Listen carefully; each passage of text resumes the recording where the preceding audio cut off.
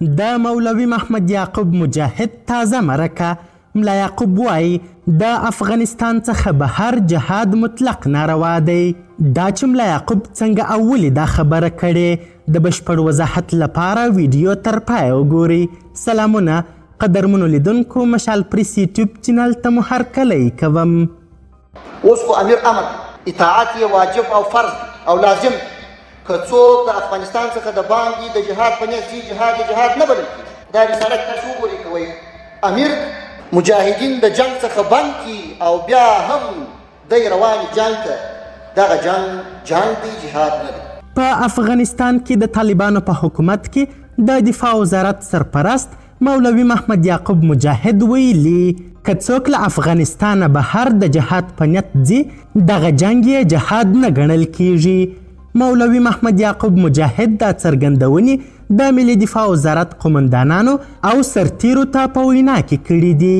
نوموړي خپلو پوځیانو او پوځي قومندانانو ته په دې وینا کې ټینګار کړی چې داسې کړنې او اعمال ترسره نه کړي چې د نوموړي په وینا د دوی د نظام لوړو ګټو ته زیان اړوي، بې نظمي او بې اطاعتي جوړوي او د نظام پر وړاندې ننګونې راپورته کوي.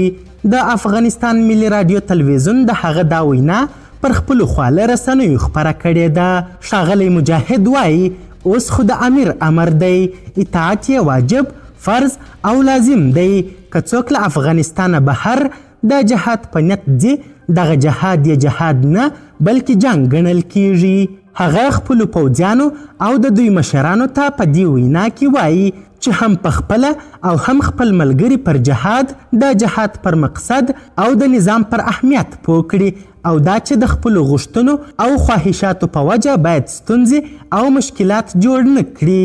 نوموړي ټینګار پر دې کړی چې اوس باید د ده په وینا د پراخو قربانیو پایله کې د لاسته راغلي ثمرې یا رامنځته سوي نظام د ساتنې او ځواکمنتیا لپاره کار وسي.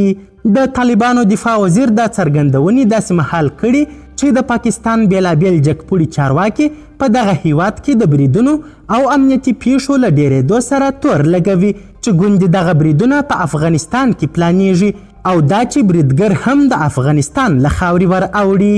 په بهرنیو چارو کې د پاکستان د دولت وزیر هینا رباني کهر په دې وروستیو کې ځایي رسنیو ته ویلي وو په ګڼو پیښو کې زموږ سره مشخص شواهد شته چې موږ شریک کړي هم دي چې افغان وګړي ښکیل دي. دا چې څنګه پاکستان ته دننه کیږي هره پیښه بیل حقیقتونه لري. ځینې وخت داسې هم سوي چې د روغتیا په ویزه راغلي او په بریدونو کې ښکیل وي. قدرمنو لیدونکو، د ویډیو له کتلو مو نړۍ مننه. د لا زیاتو او نورو لحظه پر لحظه خبرې مطالبو لپاره زموږ همدغه مشال پریس یوټیوب چینل سبسکرایب کړئ. تر بیا او بلې ویډیو ښه وخت ښې چارې. د الله په امان.